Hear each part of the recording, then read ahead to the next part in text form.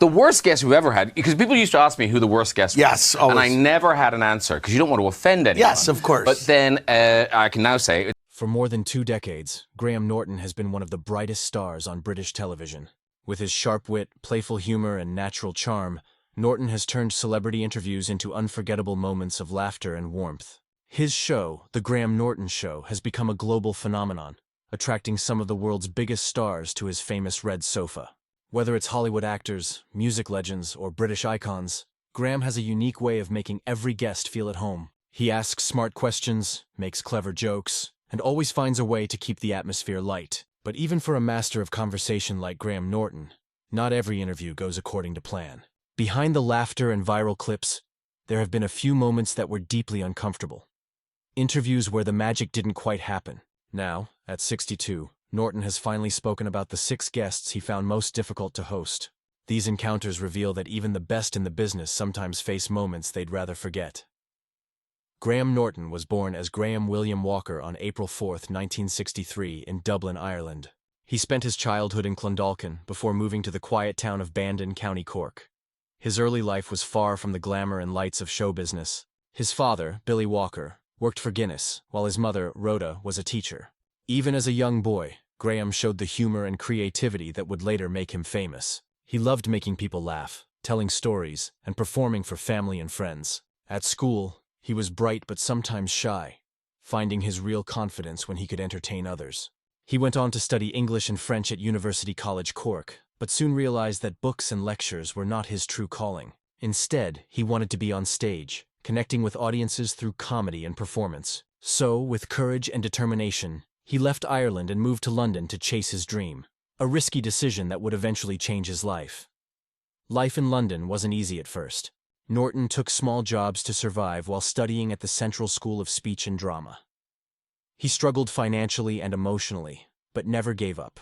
It was during this time he decided to change his name from Graham Walker to Graham Norton, a name that would soon become iconic. His perseverance paid off when he began performing in comedy clubs and small theaters, where his quick wit and unique humor started to shine. People loved his mix of kindness, mischief, and honesty.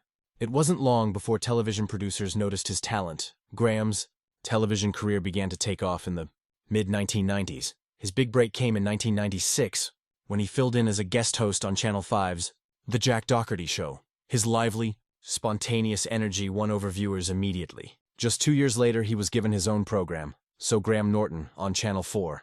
And it became a hit. The show was bold, hilarious, and often outrageous. It stood out from other talk shows because Norton brought a sense of fun and freedom that others didn't. He encouraged guests to relax, laugh at themselves, and share stories they might never have told elsewhere. It wasn't just an interview. It felt like a party. The show won multiple awards and turned Norton into a household name. In 2007, the BBC offered Graham his biggest opportunity yet, The Graham Norton Show. What made it special was its format. Several guests sitting together on one red sofa, all chatting, laughing, and reacting to one another. This created spontaneous, funny moments that audiences adored. From Tom Cruise to Adele, almost every major celebrity has graced that sofa. Graham's style, witty but never cruel, made guests comfortable, even when conversations got personal. Yet, as smooth and charming as he is, not every guest has been easy to handle. Some have been cold, uncooperative, or even chaotic, testing Graham's professionalism to its limits. Over the years, Norton has hinted at these difficult encounters. But recently, he opened up completely, revealing 6 guests who truly challenged him. And the stories behind them show just how unpredictable live television can be.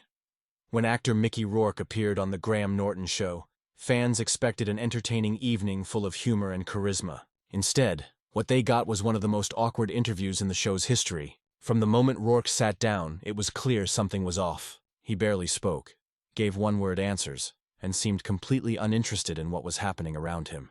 Even the famously unflappable Norton struggled to get him to talk. Every question led to a dead end, and every pause felt heavier than the last. Viewers could sense Norton's discomfort as he tried desperately to fill the silence and keep the conversation alive. Usually, Graham can turn even a dull moment into a joke, but Rourke's detached attitude made that nearly impossible. The actor's body language said it all: slouched, distant, and disconnected. What should have been a fun night of laughter turned into a tense, slow-moving segment. It was a rare moment when even Graham Norton couldn't save the show's energy. If Mickey Rourke's problem was silence, Mark Wahlberg's was the complete opposite. His 2013 appearance remains one of the most chaotic in the show's history. From the moment he arrived, it was obvious that Wahlberg had had a few too many drinks before coming on stage. Instead of calm conversation, he interrupted everyone, shouting jokes, leaning over guests, and at one point even climbing onto Graham Norton's lap. What started as funny soon turned uncomfortable. The audience laughed nervously, unsure if it was all an act. Graham, always a professional, smiled through it, but his face showed the strain of trying to manage the situation. Fellow guest Sarah Silverman did her best to keep things light, but Wahlberg's unpredictable behavior stole all the attention. After the episode aired, Graham admitted it was one of the most unsettling experiences of his career. Wahlberg later laughed it off, saying he'd simply had a bit too much to drink. But for Graham and the viewers, that night crossed the line between comedy and complete chaos. Robert De Niro is one of the greatest actors of all time, but he's also famous for being quiet and reserved during interviews. When he appeared on The Graham Norton Show, that reputation was proven true. Norton is used to guests who enjoy laughing and telling stories, but De Niro barely said a word. His answers were short and cautious, and he often responded with nothing more than a small nod or smile. For most interviewers, that would be the end of the conversation. But Graham did everything he could to draw him out. He teased him gently, made jokes, and tried to keep things light, but De Niro never really opened up. At one point, Norton even joked, "This is hard work, Robert," a line that perfectly captured the mood. The interview wasn't bad, but it was certainly one of the toughest he'd ever done. It became more of a quiet, tense observation than a lively chat. Still, it showed Norton's ability to stay calm and respectful, even when things didn't go his way. Kevin Costner is a Hollywood legend, known for his serious, dramatic roles. Unfortunately, that serious energy didn't blend well with the fun, fast-paced atmosphere of The Graham Norton Show. Costner wasn't rude or unpleasant. He was simply out of sync with the mood. While Graham made jokes and encouraged playful banter, Costner often responded with flat, literal answers. The rhythm that normally makes the show sparkle just wasn't there. The conversation dragged, and even the audience could sense the mismatch. Graham later mentioned that some guests just don't understand the show's format, and Costner seemed to be one of them. He's brilliant on screen, but the informal chaos of Norton's sofa wasn't his comfort zone. The result was an interview that felt stiff and distant, more like a formal press meeting than a relaxed talk show. It wasn't the worst encounter of Graham's career, but it was certainly one of the most awkward. Long before his shocking downfall and criminal convictions, film producer Harvey Weinstein appeared on The Graham Norton Show. Even then, something about his presence made people uneasy. Weinstein was known in Hollywood for being powerful and intimidating, and that attitude showed during the interview. He constantly interrupted, cut off other guests, and turned every question back to himself. Instead of enjoying the show's light humor, he dominated the conversation, boasting about his success and ignoring Norton's attempts to guide the chat. Graham, known for handling big personalities with ease, visibly struggled to keep control. The atmosphere grew tense, and the audience could feel the discomfort. Looking back years later, Norton admitted that the interview made sense in hindsight. Weinstein's arrogance and lack of respect were clear signs of the man behind the image. It remains one of the darkest and most unsettling episodes in the show's long history, a moment that Norton and his viewers would rather not remember. Out of all the difficult guests Graham Norton has ever faced, none were harder to interview than actress Daryl Hannah. Her appearance became infamous for how painfully awkward it was. Unlike others who caused trouble by being rude or wild, Hannah's problem was simple. She didn't talk. Norton asked questions, made jokes, and even tried gentle humor, but she responded with single words or vague nods. Behind Sean Cassidy's confident public smile was a young man wrestling with identity, fame, and control. As a teenager, he had become one of the most recognized faces in the entertainment industry. People didn't just like him, they adored him. Magazines like Tiger Beat and 17 couldn't print his pictures fast enough. But all this attention came at a heavy personal cost. Cassidy once admitted that while people saw him as a dreamy poster boy, inside, he was just a kid unsure of who he really was. Every time a fan screamed his name, he felt a little more like a product than a person. As the Hardy Boys continued its run, Cassidy began to feel that the show wasn't evolving with him. It was stuck in a world of neat mysteries and cheerful endings, while he was growing into adulthood, with deeper questions about life, art, and purpose. He wanted to explore darker emotions, fear, anger, loss. But the show's producers didn't want to risk changing the formula that had made them money. The result was creative frustration.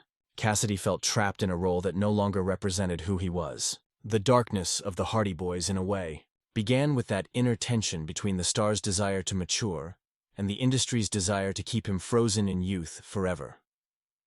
As Cassidy later revealed in interviews, the real shift came when the stories on the Hardy Boys started touching more serious topics. Earlier episodes were playful and full of adventure. Lost treasures, missing persons, mysterious caves. But as the writers tried to make the show more realistic, they began exploring danger, crime, and psychological motives. This move toward realism didn't sit well with everyone. Parents who had once watched the show with their kids began to complain that the mysteries were becoming too dark or too mature.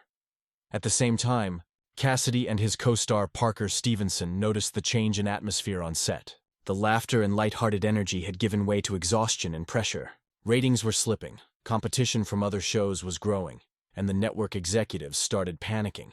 Instead of focusing on storytelling, they focused on quick fixes. Budgets were cut, schedules became tighter, and the once friendly set turned into a place of quiet stress. Cassidy later admitted that this was when he realized how quickly Hollywood could turn cold. When the cameras stop rolling, he said, you find out who really cares about you, and who just cares about the numbers.